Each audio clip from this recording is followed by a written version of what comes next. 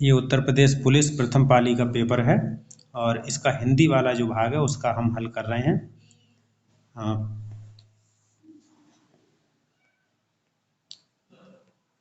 पहला प्रश्न है हिंदी का कि निम्नलिखित में से किस विकल्प में सभी शब्द तत्सम हैं। तत्सम शब्द वो होते हैं जो सीधे संस्कृत में बोले जाते हैं, तो इसका उत्तर हो जाएगा ऑप्शन बी, यानी नब्य और स्वर्णकार जो शब्द हैं वो तत्सम हैं, नब्य और स्वर्णकार। दूसरा प्रश्न है नलिनी और राजीव शब्द निम्नलिखित में से किस शब्द के पर्यायवाची हैं। तो नलिन और राजीव दोनों ही कमल के पर्यायवाची हैं, यानी इसका उत्तर डी सही है, ऑप्शन डी। अगला प्रश्न है पूर्व और उत्तर के बीच की जो दिशाएं होती हैं, पूर्व पश्चिम उत्तर दक्षिण, चार मुख्य दिशाओं के बाद में उनकी चार उप दिशाएं भी होती हैं, और उत्तर और पूर्व के जो बीच की दिशा होती है वो ए यानी ईशान बोली जाती है, तो इसका सही उत्तर हो जाएगा ऑप्शन ए, ईशान।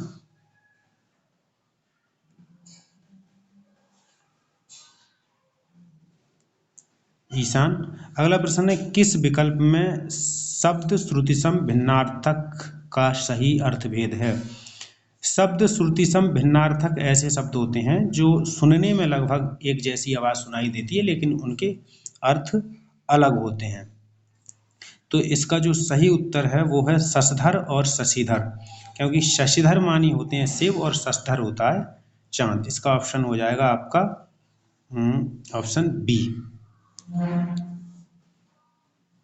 और अगला प्रश्न देख लेते हैं। अगला प्रश्न है निम्नलिखित में से किस विकल्प में शुद्ध वाक्य है। तो पहला है वह ऑफिस में बैठा मेरी प्रतीक्षा कर रहा है। दूसरा 10 बजने को 15 मिनट है, ये गलत है। तीसरा दीन दुर्बलों को प्यार करना मानवता है, ये भी गलत है। लड़के अध्यापक को प्रश्न पूछ रहे हैं, ये भी गलत है। इसका सही उत्तर हो जाएगा ए, यानी कि वह ऑफिस में बैठा मेरी प्रतीक्षा कर रहा है। अगला प्रश्न है निम्नलिखित में से पुल्लिंग शब्द का चयन कीजिए। तो इसमें पुल्लिंग जो शब्द है वो बिहार है, क्योंकि पराधीनता यानी दूसरों के अधीन होना, इसका मतलब होता है पराधीनता, जैसे स्वीकार की जाती है, ये स्त्रीलिंग है। मुद्रिका ये भी स्त्रीलिंग है, अजवाइन भी स्त्रीलिंग है, और इसका पुल्लिंग हो जाएगा बिहार, यानी ऑप्शन डी। चलिए अगला प्रश्न देख लेते हैं। अगला प्रश्न है निम्नलिखित में से किस शब्द का प्रयोग एक वचन के रूप में होता है। तो हस्ताक्षर किए, दर्शन किए, प्राण उड़ गए, यानी इसका उत्तर है ऑप्शन सी, सोना जो होता है वो एक वचन के रूप में प्रयोग किया जाता है, ऑप्शन सी। हे ईश्वर दया करो, इसमें जो रेखांकित शब्द है हे ईश्वर, उसमें कौन सा कारक है। तो ये ईश्वर के लिए संबोधन किया जा रहा है, तो इसका उत्तर हो जाएगा ऑप्शन ए, संबोधन। अगला प्रश्न है निम्नलिखित में से तद्भव शब्द कौन सा है। तद्भव वे शब्द जो संस्कृत से किसी अन्य भाषा में जाकर के या मुख्यतः हिंदी भाषा में जो है बोले जाते हैं। तो जलद, शांति और ताप ये सब संस्कृत के शब्द हैं, जबकि काज जो है वो दूसरी भाषा में बोला जाता है, संस्कृत में कार्य होता है, तो इसका सही उत्तर हो जाएगा ऑप्शन डी, काज। चलिए अगला प्रश्न देख लेते हैं। अगला प्रश्न है कि अभिभाषण शब्द में कौन सा उपसर्ग है। तो इसमें अभि यानी कि ऑप्शन बी सही है आपका। अगला प्रश्न है रक्त रंजित में कौन सा समास है। रक्त रंजित, तो इसका जो होगा विग्रह रक्त से रंजित, यानी तो इसमें कारक चिन्ह है, और कारक चिन्ह होने की वजह से इसका ऑप्शन ए तत्पुरुष समास होगा। अगला प्रश्न है क्यों, कब, कौन से सर्वनाम के उदाहरण हैं। कब, क्यों, कब, कौन से सर्वनाम के उदाहरण हैं। तो ये जो है कब या किसी से जब प्रश्न किया जाता है तब इस तरह के शब्द आते हैं, तो ये ऑप्शन सी यानी कि प्रश्नवाचक सर्वनाम है। अगला प्रश्न है मदिरालय शब्द में संधि विच्छेद का चयन कीजिए। तो इसका होता है मदिरा प्लस आलय, यानी ऑप्शन डी, मदिरा प्लस आलय। अगला है अवतरण चिन्ह को किस और नाम से भी जाना जाता है। तो इसका सही उत्तर है ऑप्शन अवतरण, यानी कि उदाहरण। अवतरण या उद्धरण जो होता है एक ही होता है, यानी ऑप्शन डी सही है। अगला है सतसई शब्द में किस प्रकार के संख्या बोधक विशेषण का प्रयोग किया गया है। सतसई बिहारी की रचना है और इसका मतलब होता है सत मानी 7, सई यानी 700 का एक समुच्च। तो ये एक जो है गणना बोधक विशेषण है, वो सॉरी समुच्च बोधक, 700 का समूह। तो इसका ऑप्शन हो जाएगा ऑप्शन बी समुच्च बोधक विशेषण। अगला प्रश्न है राधा ने पायल से चिट्ठी लिखवाई। तो जब किसी दूसरे से काम करवाया जाता है तो वहाँ प्रेरणार्थक क्रिया होती है, इसका ऑप्शन हो जाएगा ए। और अगला प्रश्न है चिल्लाहट में कौन सा प्रत्यय है। तो इसका सही जो है विच्छेद होगा वो चिल्ल प्लस आहट, यानी इसका प्रत्यय होगा आहट, यानी ऑप्शन ए आहट। चलिए अगला प्रश्न देख लेते हैं राम अभी सोएगा, इस वाक्य में कौन सा वाच्य है। तो इसमें राम है और कार्य कर रहा है तो कर्तव्य वाच्य है, यानी ऑप्शन बी सही हो जाएगा, ऑप्शन बी कर्तव्य वाच्य। तिल का ताड़ बनाना मुहावरे का सही अर्थ बताइए। तो जब किसी बात को बढ़ा चढ़ा कर कहते हैं तब कहते हैं तिल का ताड़ बनाना। इसका उत्तर हो जाएगा ऑप्शन ए साधारण बात को बढ़ा चढ़ा कर के कहने, ऑप्शन ए। अगला प्रश्न है परोक्ष का विलोम क्या होगा। परोक्ष मानी होता है अप्रत्यक्ष, तो परोक्ष का विलोम हो जाएगा प्रत्यक्ष, यानी कि ऑप्शन डी सही है इसका। अगला प्रश्न है चमड़ी जाए पर दमड़ी ना जाए लोकोक्ति का सही अर्थ कौन सा होगा। तो जो अत्यधिक कंजूस आदमी होता है उसके संदर्भ में ये बात सही होती है कि चमड़ी जाए पर दमड़ी नहीं जाए। तो इसका उत्तर जो है बी सही हो जाएगा, ऑप्शन बी अत्यधिक कंजूस आदमी। क्रोध किस रस का स्थायी भाव है। तो क्रोध जो है रौद्र रस का स्थायी भाव है, यानी ऑप्शन सी सही है। अगला है सोरठा के द्वितीय और तृतीय चरण में कितनी कितनी मात्राएं होती हैं। तो इसका ऑप्शन भी सी हो जाएगा, यानी कि 13 मात्राएं होती हैं। अगला प्रश्न है निम्नलिखित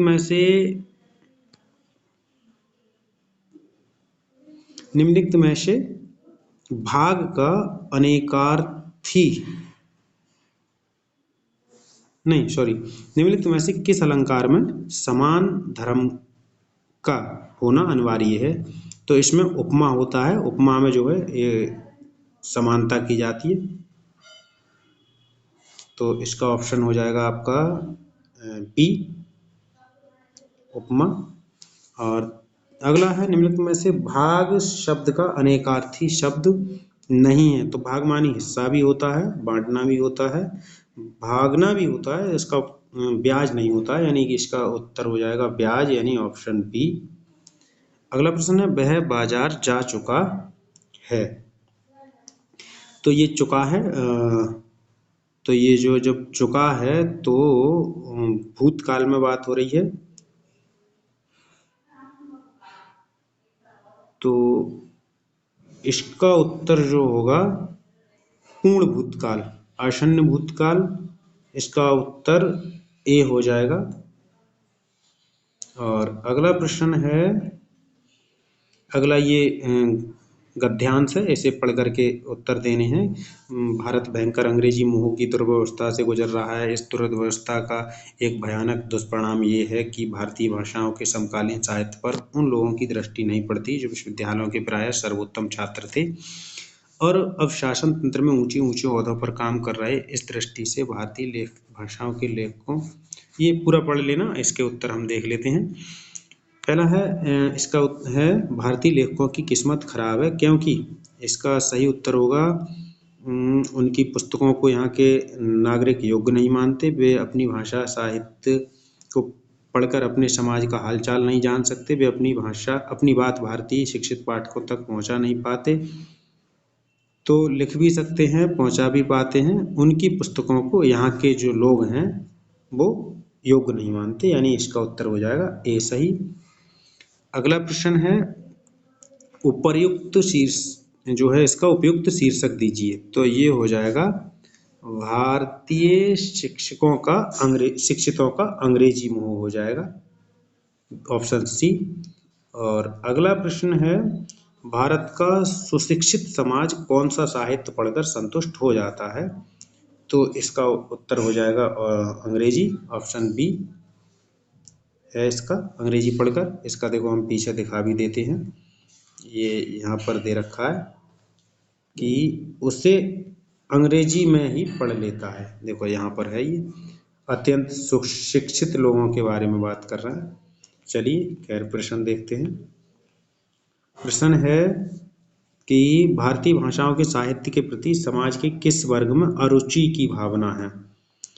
तो इसका जो उत्तर है वो सुशिक्षित भी दिया गया है एक जगह। इसमें देखिए यहाँ पर प्रश्न है कि भारतीय भाषाओं के साहित्य के प्रति समाज के किस वर्ग की अरुचि की भावना है, ये है देखो। और दूसरा है कि भारतीय जो हैं उच्च शिक्षित समुदाय के लोग जो है कुछ पढ़ना चाहते हैं। तो उच्च वाला भी है, लेकिन इसका जो ज़्यादा सही उत्तर होगा देखो यहाँ पर है कि उसे उच्च शिक्षित। अब ये जो उच्च शिक्षित है, यहाँ तो उच्च दे रखा है, उच्च के साथ साथ शिक्षित है, लेकिन प्रश्न में आपके जो है केवल उच्च दिया है। इसका प्रश्न का उत्तर है, ये डाउटफुल है वैसे तो, उच्च और सुशिक्षित दोनों ही होगा, ज़्यादा सही जो है सुशिक्षित होना चाहिए। अगला प्रश्न है, भारतीय भाषाओं के लेखक अमेरिकी, यूरोपीय तथा चीन, बर्मा, जापान के लेखकों से भी हीन है क्योंकि उनके साहित्य को भारत के सुशिक्षित लोग नहीं पढ़ते हैं। ऑप्शन ए, सुशिक्षित लोग भी नहीं पढ़ते हैं। 103 का जो उत्तर है, प्रश्न नंबर 103 का उत्तर होगा ए, सुशिक्षित लोग भी नहीं पढ़ते हैं। अगला है, मीराबाई किसकी शिष्या थी? तो ये रैदास की शिष्या थी। और अगला प्रश्न है, निम्नलिखित में से कौन सी भाषा पश्चिमी हिंदी से संबंध रखती है? तो इसका उत्तर जो है बांगरू है, और इसका ऑप्शन सी हो जाएगा। अगला प्रश्न है, निम्नलिखित में से नहीं कौन से प्रकार का रीतिवाचक है? तो नहीं एक नकारात्मक यानी कि निषेधात्मक है, ऑप्शन ए हो जाएगा। निम्नलिखित में से समुद्र शब्द का पर्यायवाची कौन सा है? प्रश्न नंबर 107 का। तो समुद्र जो होता है रत्नाकर, क्योंकि समुद्र मंथन के समय उसमें से 14 रत्न निकले थे, इसलिए इसका नाम रत्नाकर भी है। और अगला प्रश्न है, मेघ मेद श्रुति सम भिन्नार्थक शब्द का सही अर्थ है? तो इसका जो होगा बादल यज्ञ, मेघ मानी बादल होता है, मेघ मानी यज्ञ होता है, यानी ऑप्शन डी इसका जो है करेक्ट आंसर है, ऑप्शन डी ये वाला।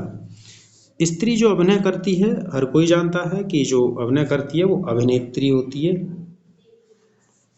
और मानसरोवर किसकी रचना है? तो ये प्रेमचंद की रचना है, यानी प्रश्न नंबर 110 का डी। तो चलिए साथी, ये हो गया हिंदी का भाग, और कुछ ही देर में मैं इसके दूसरे भाग भी अपलोड करूंगा। तब तक के लिए धन्यवाद।